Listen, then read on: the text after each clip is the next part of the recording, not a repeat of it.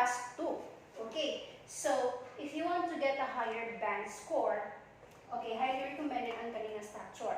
Okay, first, introduction. So in introduction, all you have to do is to paraphrase the statement in your own words. Next, proceed to the body paragraph 1. So body paragraph 1, okay, so kani siya. Buhatan mo siya paraphrase. Yeah, based on your own words. Okay, dili na siya ibutan mo sa introduction.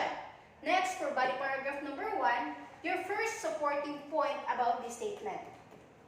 Next, body paragraph number 2, second supporting point about this statement. And then last, summary or your conclusion.